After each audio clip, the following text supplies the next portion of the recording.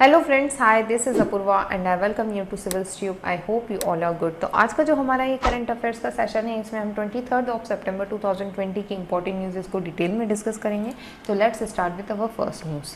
आज की जो हमारी फर्स्ट न्यूज़ है वो रिलेटेड है कोमोडो ड्रैगन से। रिसेंटली एक इंटरनेशनल स्टडी पब्लिश करी यूनिवर्सिटी ऑफ एडिलेड और डेकिन ने।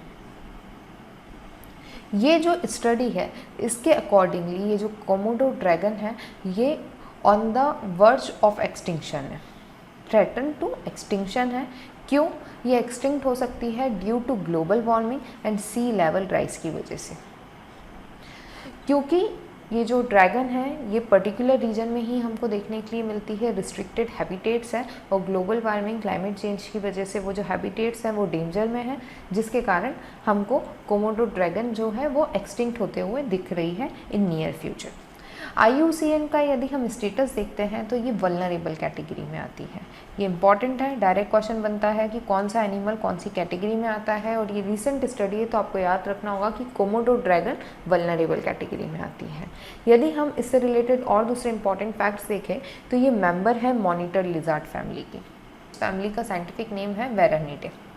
यदि हम बात करें इस लिजार्ड से रिलेटेड दूसरी चीज़ों की तो ये largest extent species of lizard है।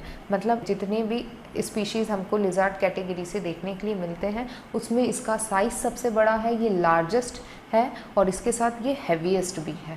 इसकी जो लेंथ है वो अप्रॉक्स 3 मीटर्स तक देखने के लिए मिल जाती है, अराउंड 10 फीट्स। और इसके अलावा जो इसका वेट है वो हमको 135 केजी तक देखने के लिए मिलता है।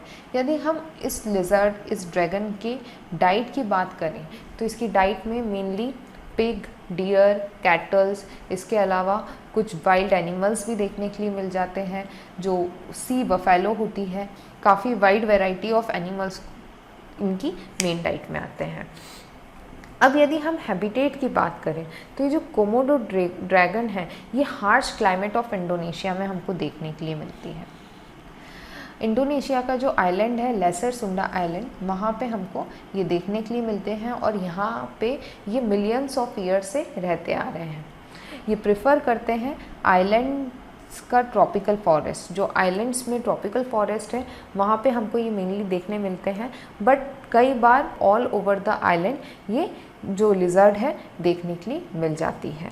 यदि हम एग्जैक्टली बात करें कि ये कहाँ पर पाई जाती है, इसका हैबिटेट कहाँ पे है, तो आप ये मैप देख रहे हैं, इसमें यहाँ पे लेसर सुंडा आइलैंड है, यहाँ पर हमको ये देखने के लिए मिलती है। यहाँ पर एक छोटा सा आइलैंड है जिसका स्पेसिफिक नाम है कोमोडो आइलैंड।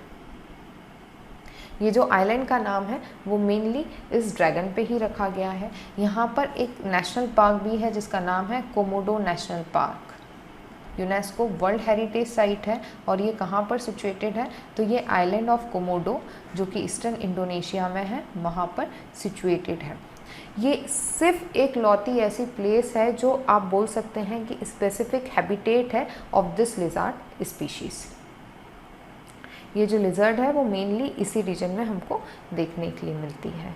यदि हम थ्रेट की बात करें कि किस चीज़ के कारण हमको इसके रेट में डिक्लाइन देखने के लिए मिल रहा है या ये एक्सटिंक्शन की तरफ बढ़ते जा रही है, तो मेन कारण है क्लाइमेट चेंज, ग्लोबल वार्मिंग, इसके अलावा जो अवेलेबिलिटी ऑफ हैबिटेट और प्रे। अब जो हमारी नेक्स्ट न्यूज़ है वो रिलेटेड है मेडिकेन से। मेडिकेन बेसिकली एक्स्ट्रा ट्रॉपिकल स्टॉर्म है और मेडिकेन का मतलब होता है मेडिटेरेनियन हरिकेन। इन दोनों को मिलाकर ये मेडिकेन नेम दिया गया है इसको। रिसेंटली हमको 18 सितंबर 2020 को यहाँ पर एक मेडिकेन देखने के लिए मिला, इसलिए हमको इसके बारे में स्टडी करना है। इम्पॉर्टेंट चीज़ यहाँ पे ये है कि ये जो एक्स्ट्रा ट्रॉपिकल स्टॉर्म्स हैं ये मेनली अभी जो फ्रिक्वेंटली हमको देखने के लिए मिल रहे हैं, इसका मेन कारण है human induced climate change. Climate change की वजह से ये जो मेडिकेन्स हैं इनकी फ्रिक्वेंसी बढ़ गई है। हम इन मेडिकेन से रिलेटेड, इन एक्स्ट्रा ट्रॉपिकल हरिकेन से रिलेटेड इंपॉर्टेंट डिटेल्स देख लेते हैं। ये मेनली हमको मेडिटेरेनियन सी में देखने के लिए मिलती है। हम इनको एक्स्ट्रा ट्रॉपिकल इसलिए बोलते हैं कि जो इक्वेटर के ऊपर ये 30 डिग्री है और ये नीचे जो 30 डिग्री है इसको हम ट्रॉपिकल रीजन बोलते हैं, और ये इसके ऊपर आती है इसलिए हम इसको क्या बोलते हैं, मेडिटेरेनियन सी वाला ये पार्ट। और इस एरिया में ये हरिकेन आता है, इसलिए हम इसको क्या बोलते हैं, एक्स्ट्रा ट्रॉपिकल हरिकेन। क्योंकि वर्ल्ड में हम जो मैक्सिमम हरिकेन्स, स्टॉर्म्स देखते हैं, साइक्लोन्स देखते हैं, वो मेनली ट्रॉपिकल रीजन में देखने के लिए मिलते हैं। ओके, सेकेंड चीज़ ये है कि यहाँ का जो क्लाइमेट है, जो ये मेडिटेरेनियन वाला जो रीजन है, यहाँ पे जो क्लाइमेट पाया जाता है वो काफ़ी ड्राई होता है, और जो यहाँ की वाटर बॉडीज़ है वो शैलो है एज़ कम्पेयर टू जो ट्रॉपिकल रीजन में। ट्रॉपिकल रीजन में हम देखते हैं कि इंडियन ओशियन वाले पार्ट में साइक्लोन्स देखने के लिए मिलते हैं, हमको स्टॉर्म्स देखने के लिए मिलते हैं। तो वो जब आते हैं तो वहाँ का जो क्लाइमेट होता है ओशियंस का, वो ट्रॉपिकल एरिया में काफ़ी ज़्यादा मॉइस्ट होता है, और जो वाटर बॉडीज़ है वो काफ़ी ज़्यादा डीप है। इसके कारण यहाँ पर ट्रॉपिकल रीजन में काफ़ी फ्रिक्वेंटली हमको साइक्लोन्स देखने मिलते हैं। बट ये जो मेडिटेरेनियन वाला रीजन है, यहाँ पर ड्राई क्लाइमेट होता है, शैलो वाटर बॉडीज़ होती है, इसलिए ये जो एक्स्ट्रा ट्रॉपिकल हरिकेन्स हैं ये इतने फ्रिक्वेंटली नहीं आते, रेयरली हमको ये देखने के लिए मिलते हैं। मेनली इनके आने का टाइम होता है in the month of September and January. ये 2 मंथ में हमको ये देखने के लिए मिलते हैं। अब यदि हम बात करें कि ये जो साइक्लोन्स होते हैं इनमें बहुत ज़्यादा डिस्ट्रक्टिव विंड्स नहीं होती। जब हम ट्रॉपिकल रीजन वाले जो साइक्लोन्स देखते हैं तो उनकी जो विंड की स्पीड होती है वो अराउंड 150 किलोमीटर पर आवर की स्पीड होती है, उससे भी ज़्यादा कई बार स्पीड होती है, जिसके कारण वो बहुत ज़्यादा डिस्ट्रक्टिव विंड्स होती है और काफ़ी लार्ज स्केल पे डिस्ट्रक्शन क्रिएट कर देती है। बट ये जो एक्स्ट्रा ट्रॉपिकल साइक्लोन्स होते हैं, हरिकेन्स होते हैं, यहाँ पर विंड्स उतनी ज़्यादा डिस्ट्रक्टिव नहीं होती। यहाँ पे जो मेन लॉस होता है, जो लाइफ थ्रेटनिंग चीज़ होती है, वो होती है टॉरेंशियल रेन और फ्लैश फ्लड। यहाँ पे जो साइक्लोन होते हैं उसकी वजह से बहुत एक्सेसिव अमाउंट में रेन होती है, जिसकी वजह से एकदम से फ्लड आ जाता है, जिसे हम फ्लैश फ्लड बोलते हैं। उसकी वजह से सबसे ज़्यादा यहाँ पर हमको नुकसान देखने मिलते हैं। रिसेंटली 18 सितंबर को हमको ग्रीस वाले एरिया में लेनोस नाम का एक्स्ट्रा ट्रॉपिकल हरिकेन देखने के लिए मिला, या मेडिकेन देखने के लिए मिला। ओके, ये जो कोस्ट ऑफ ग्रीस था वहाँ पर आया, और यहाँ पर काफ़ी हैवी रेनफॉल हुई, फ्लडिंग हुई ग्रीस में और उसके सराउंडिंग आइलैंड्स में। अब हम देखते हैं कि जो एक्स्ट्रा ट्रॉपिकल साइक्लोन्स हैं उनमें किस तरीके का इंक्रीज़ है। तो हम देखते हैं कि लास्ट हाफ सेंचुरी में जो मेडिकेन्स हैं उनमें काफ़ी बड़े लेवल पे इंक्रीज़ देखने के लिए मिला है। पहले ये बहुत कम आते थे, रेयर केस में हमको यहाँ पर हरिकेन्स और एक्स्ट्रा ट्रॉपिकल साइक्लोन्स देखने के लिए मिलते थे, बट पिछले 50 ईयर्स में इसका जो रेट है वो काफ़ी ज़्यादा बढ़ चुका है। और सबसे इम्पॉर्टेंट चीज़ ये है कि 2005 और 12 में हमको एक्स्ट्रा ट्रॉपिकल साइक्लोन मेडिटेरेनियन सी की जगह ब्लैक सी में देखने मिले। ये डायग्राम में आप देख रहे हैं, ये है ब्लैक सी, ये मेडिटेरेनियन सी है, ये काफ़ी बड़ी वाटर बॉडी है, बट ब्लैक सी इसके कंपैरिजन में काफ़ी छोटी वाटर बॉडी है। बट यहाँ पर हमको 2005 और 2012 में एक्स्ट्रा ट्रॉपिकल साइक्लोन्स देखने के लिए मिले, जो बहुत अनयूजुअल फेनोमेना है। इसके अलावा हम देखते हैं कि इस साल जो वर्ल्ड मेट्रोलॉजिकल ऑर्गेनाइजेशन है उनका कहना है कि माइल्ड ला नीना है। ये ला नीना क्या होता है, एल नीनो क्या होता है, इसकी आपको डिटेल में स्टडी करना पड़ेगी। ज्योग्राफी में ये बहुत इंपॉर्टेंट कंसेप्ट है क्लाइमेट से रिलेटेड। ओके, जो ला नीना होता है ये कूलिंग फेज होता है of El Nino southern oscillation का, जिसको हम एनसो भी बोलते हैं। ये जो El Nino southern oscillation cycle होती है ये बेसिकली इक्वेटोरियल पैसिफिक ओशियन में हमको देखने के लिए मिलती है, बट क्योंकि इसकी अपोजिट साइकिल चल रही है तो वार्मिंग की जगह पे ये पर्टिकुलर रीजन जो होता है कूल हो जाता है। यहाँ पे अनयूजुअल कूलिंग देखने के लिए मिलती है, और जिसके कारण इस पर्टिकुलर रीजन की वजह से जो मेडिटेरेनियन वाला रीजन है वहाँ पर हमको रेनफॉल देखने के लिए मिलती है। More rainfall in central eastern part where most of the Mediterranean cyclone develop. ये साइक्लोन डेवलप होते हैं ला नीना की वजह से। इसके अलावा कुछ दूसरे कंडीशंस होती हैं जो इसको और ज़्यादा फेवर कर देती हैं एक्स्ट्रा ट्रॉपिकल साइक्लोन्स बनने में, जैसे कि कन्वेक्शन राइजिंग फ्रॉम सी। ये जो कंसेप्ट है ये भी आपको ओशन जो टॉपिक है ज्योग्राफी में उसमें पढ़ना पड़ेगा डिटेल में।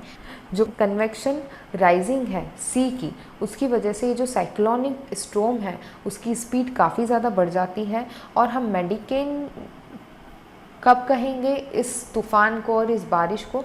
तब 10 मिनट तक जो एवरेज विंड स्पीड है वो 99 किलोमीटर पर आवर हो या उससे ज़्यादा हो जाए, तो उस कंडीशन में हम उसे क्या बोलेंगे? एक्स्ट्रा ट्रॉपिकल साइक्लोन बोलेंगे।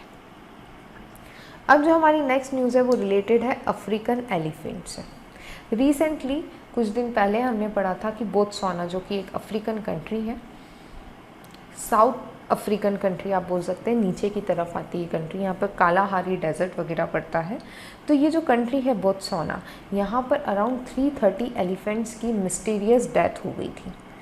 रिसेंटली यहाँ पर एक स्टडी पब्लिश हुई है, जो एनालिसिस हुआ है इन एलिफेंट्स का, उसके बेसिस पे ये बताया गया कि ये जो डेथ्स हुई है इसका मेन कारण था साइनोबैक्टीरिया। ये जो बैक्टीरिया था इसके कारण इन एलिफेंट्स की डेथ देखने के लिए मिली है। ये जो डेटा है वो काफ़ी समय से एनालिसिस करने के बाद में हमको देखने के लिए मिलता है। इस पर्टिकुलर रीजन की सॉइल, एनिमल्स का ब्लड, उनके कार्केसेस, वाटर, हर चीज़ की स्टडी की गई, लेबोरेटरी टेस्ट किए गए, उसके बाद में हमको ये आउटकम मिला है कि साइनोबैक्टीरिया की वजह से शायद इन एलिफेंट्स की डेथ हुई थी। अभी ये जो साइनोबैक्टीरिया है ये हमको जो ओकावेंगो डेल्टा, बोत्सवाना में एक डेल्टा आता है ओकावेंगो डेल्टा, इम्पॉर्टेंट डेल्टा है।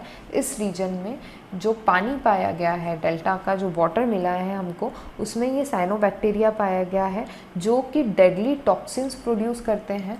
और ये जो एलिफेंट्स की डेथ हुई थी, इनमें हमको क्या देखने के लिए मिला था? नर्वस सिस्टम का ब्रेकडाउन देखने के लिए मिला था। यहाँ से ये आउटकम निकाला गया है कि ये जो एलिफेंट है इनका नर्वस सिस्टम ब्रेकडाउन हो गया था ड्यू टू साइनोबैक्टीरिया, जिन्होंने कुछ टॉक्सिक्स उनकी बॉडी में प्रोड्यूस करें।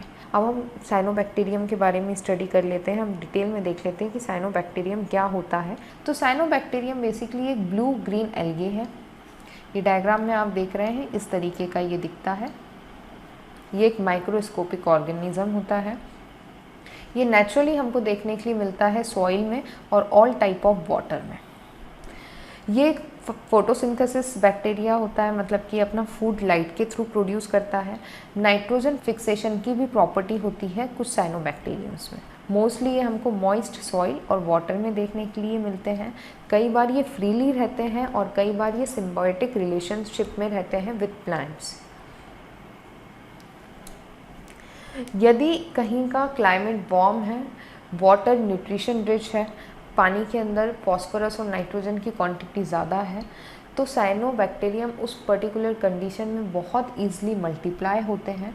और वही चीज़ हमको बोत्सवाना में देखने के लिए मिली, क्योंकि आजकल agriculture, farm land, industries, factories, यहाँ से लार्ज स्केल पे न्यूट्रिएंट को ड्रेन आउट कर दिया जाता है इन रिवर्स, जिसके कारण ये जो साइनोबैक्टीरिया थे इस पर्टिकुलर डेल्टा के अंदर काफ़ी लार्ज स्केल पे मल्टीप्लाई हो गए। बट हम देखते हैं कि जितनी भी साइनोबैक्टीरियम जो फैमिली है, इसमें जितने भी बैक्टीरियाज होते हैं वो सब टॉक्सिन्स नहीं प्रोड्यूस करते।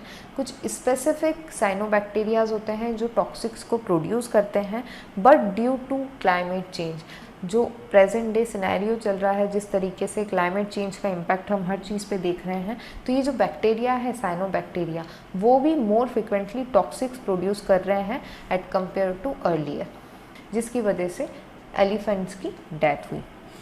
अब हम यहाँ पे एल्गे ब्लूम का भी कंसेप्ट देख लेते हैं।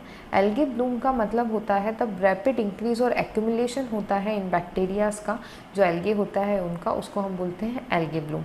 ये जो एल्गे ब्लूम है ये मेनली फ्रेश वाटर में होता है, मरीन वाटर सिस्टम में होता है। हम कई बार देखते हैं कि कई जगह का पानी बिल्कुल हरा हरा दिखने लगता है, डिस्कलरेशन हो जाता है वाटर में, पिगमेंटेशन दिखने लगता है, तो हम बोलते हैं काई जम गई, वो बेसिकली एल्गे ब्लूम होता है। ओके, अब यदि हम अफ्रीकन एलिफेंट की बात करते हैं तो ये लार्जेस्ट लैंड एनिमल है अर्थ पे। ये स्लाइटली लार्जर होता है as compare to Asian cousin. जो एशियन एलिफेंट होता है उसके कंपैरिजन में इसका जो साइज़ होता है वो थोड़ा बड़ा होता है। और आप इनको कैसे आइडेंटिफाई करते हैं, इनके जो कान होते हैं वो काफ़ी बड़े होते हैं as compare to Asian elephant, जिनके कान छोटे होते हैं और राउंड इन शेप होते हैं। यदि हम अफ्रीकन एलिफेंट की बात करें तो ये एक की स्टोन स्पीशीज़ मानी जाती है।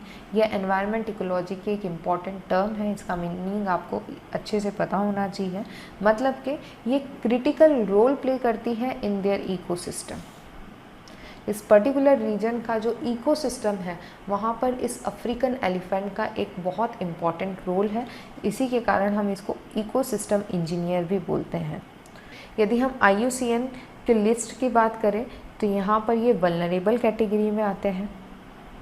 Around 4 lakh elephants, African elephants at present है। ये जो अफ्रीकन एलिफेंट्स हैं ये 2 कैटेगरी में डिवाइडेड है। एक कैटेगरी है सवाना और बुश एलिफेंट कैटेगरी, दूसरी है फॉरेस्ट एलिफेंट। अब यदि हम सवाना एलिफेंट की बात करें तो ये लार्जर देन फॉरेस्ट एलिफेंट होते हैं। इनका साइज़ काफ़ी बड़ा होता है और जो इनकी टस्क्स होती है वो कर्व होती है आउटवर्ड, आगे की तरफ आउटवर्ड कर्व देखने के लिए मिलता है हमको इस टस्क्स में। वहीं पर हम फॉरेस्ट एलिफेंट की बात करते हैं तो ये डिस्टिंक्ट होते हैं सवाना एलिफेंट से।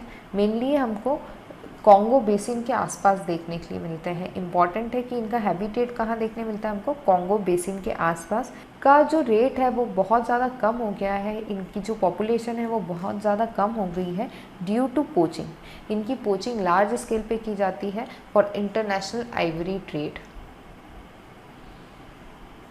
ओके, इम्पॉर्टेंट है कि जो यहाँ का फॉरेस्ट एलिफेंट है उसका पोचिंग लार्ज स्केल पे होती है फॉर इंटरनेशनल आइवरी ट्रेड। अब जो हमारी नेक्स्ट न्यूज़ है वो रिलेटेड है कोविड-19 से। रिसेंटली ये देखने मिला कि उड़ीसा की 2 ट्राइब हैं जो कि पर्टिकुलर वल्नरेबल ट्राइबल ग्रुप है, बोंडा ट्राइब और दिदाई ट्राइब। इन दोनों ट्राइब के लोगों में कोविड-19 देखने के लिए मिला, वो कोविड-19 पॉजिटिव टेस्ट हुए। और इसी से रिलेटेड जो national commission for scheduled tribe है उन्होंने रिपोर्ट मांगी है फ्रॉम द स्टेट गवर्नमेंट। देखिए, जो ट्राइब्स होती है वो मेनली काफ़ी रिमोट एरिया में रहती है, आइसोलेशन में रहती है, और ये जो पर्टिकुलरली वल्नरेबल ट्राइबल ग्रुप होती है ये तो बहुत ज़्यादा आइसोलेशन में फॉरेस्ट एरिया में रहती है। तो यदि इन तक कोविड-19 पहुंच गया है और वो पॉजिटिव फाउंड हुए हैं इस चीज़ के लिए, तो ये मैटर ऑफ कंसर्न है। वो कैसे, वो आगे हम डिस्कस करेंगे। ये जो ट्राइब है उड़ीसा की, ये PVTG कैटेगरी में आती है। इसके अलावा अंडमान में भी हमको कोविड-19 के सिम्टम्स देखने मिले हैं, पर्टिकुलरली वल्नरेबल ट्राइबल ग्रुप्स में। तो ये मैटर ऑफ कंसर्न है। अब हम सबसे पहले देखते हैं कि पर्टिकुलर वल्नरेबल ट्राइबल ग्रुप होता क्या है। तो ये जो PVTG होता है ये गवर्नमेंट का क्लासिफिकेशन है। कुछ पर्टिकुलर ट्राइब्स को इस कैटेगरी में रखा गया है जो रिलेटिवली फिज़िकल आइसोलेशन में रहती है, मतलब अभी तक वो बहुत ज़्यादा आइसोलेशन में रहती है। नॉर्मल सिटीज़, अर्बन एरिया लोगों से उनका कांटेक्ट अभी भी बहुत ज़्यादा कम है। सेकंड चीज़, ये इनकी जो पॉपुलेशन है उसमें हमको स्टैग्नेंट देखने मिलता है या डिक्लाइन देखने मिलता है। नॉर्मली हम देखते हैं कि कोई भी कैटेगरी हो, कोई भी कास्ट हो, कोई भी ट्राइबल ग्रुप हो, सबकी population day by day increase होती है। बट इस पर्टिकुलर कैटेगरी में जो ट्राइब्स आती हैं उनमें हम जो पॉपुलेशन है उसका डिक्लाइन देखते हैं। इसके अलावा थर्ड जो क्लासिफिकेशन देखते हैं हम वो है लो लेवल ऑफ लिटरेसी। इनमें बहुत लो लेवल ऑफ लिटरेसी देखने के लिए मिलता है। इसके अलावा ये pre agriculture stage of economy में है। हम बोलते हैं ये एग्रीकल्चरल इकोनॉमी है जो एग्रीकल्चर पे बेस्ड है, और एग्रीकल्चर के पहले human being basically hunting, food gathering, shifting cultivation, terrace cultivation, इन सब चीज़ों पे डिपेंड होता था। तो आज भी ये जो ट्राइबल ग्रुप है, पर्टिकुलरली वल्नरेबल ट्राइबल ग्रुप, ये pre agriculture stage of economy में ही इन्वॉल्व है। अभी तक ये आगे नहीं बढ़े हैं, अभी तक इनने एक कमर्शियल लेवल पे एग्रीकल्चर करना स्टार्ट नहीं किया, और दूसरी कोई भी इकोनॉमिक एक्टिविटी में ये उतना अच्छे से इन्वॉल्व नहीं हुए हैं। अब ये जो क्लासिफिकेशन है ये गवर्नमेंट ऑफ इंडिया ने धेबर कमीशन आया था 1960-61 में, उस रिकमेंडेशन के बेसिस पे लेकर आए थे। ये जो ग्रुप है पर्टिकुलरली वल्नरेबल ट्राइबल ग्रुप, पहले हम इसको प्रिमिटिव ट्राइबल ग्रुप कहते थे।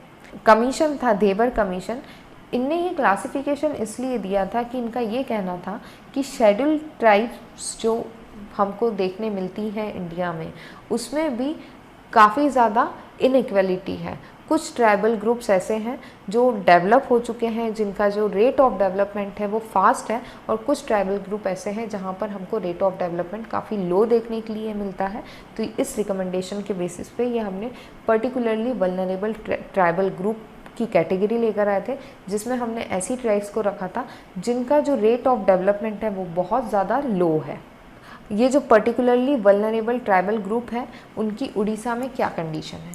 उड़ीसा में अराउंड 62 ट्राइबल ग्रुप्स देखने के लिए मिलते हैं, जिसमें से 13 जो ट्राइबल ग्रुप्स हैं उनको PVTG कैटेगरी में रखा गया है। ये हाईएस्ट इन द कंट्री है। इतने ज़्यादा पर्टिकुलरली वल्नरेबल ट्राइबल ग्रुप्स कोई और स्टेट में हमको देखने के लिए नहीं मिलते। ये जो बोंडा और दिदाइस जो ट्राइबल ग्रुप है, ये mainly Malkangiri district of Orissa में रहते हैं, और ये जो डिस्ट्रिक्ट है ये बॉर्डर शेयर करता है आंध्र प्रदेश से, और इसके अलावा छत्तीसगढ़ से भी ये बॉर्डर शेयर करता है। तो ये इम्पॉर्टेंट हो जाता है। ओके, एग्जाम में डायरेक्ट क्वेश्चन आ सकता है कि बोंडा और दिदाई जो ट्राइब है वो कौन से स्टेट से बिलोंग करती है, तो पता होना चाहिए उड़ीसा से बिलोंग करती है। अब हम देखते हैं कि जो पर्टिकुलरली वल्नरेबल ट्राइबल ग्रुप है, इनमें यदि कोविड-19 फैलता है तो वो क्यों मैटर ऑफ कंसर्न है।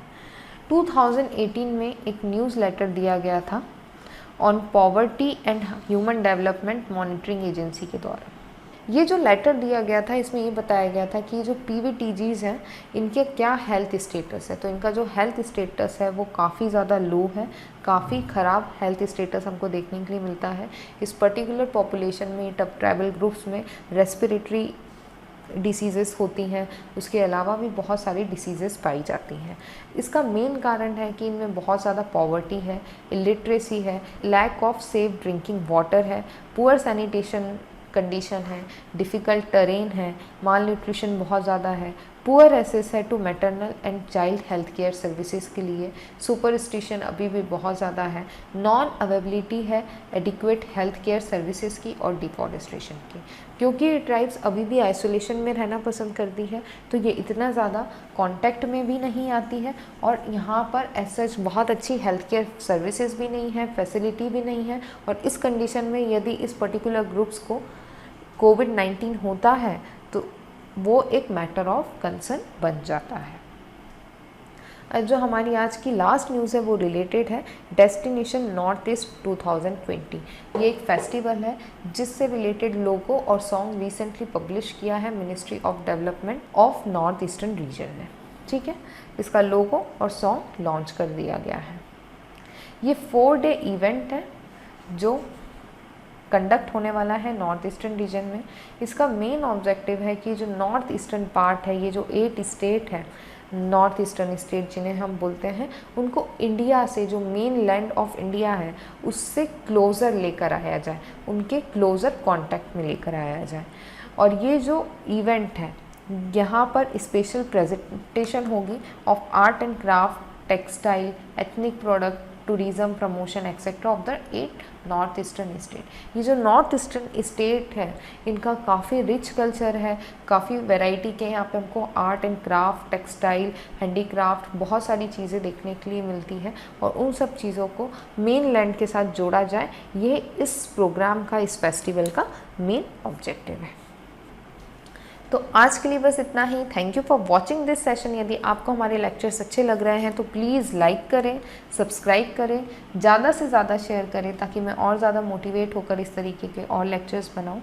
और यदि आपको इस पर्टिकुलर सेशंस के PDF चाहिए तो आप हमारा टेलीग्राम ग्रुप सिविल्स ट्यूब भी ज्वाइन कर सकते हैं, जहाँ पे इनके PDFs अवेलेबल रहेंगे। Thank you.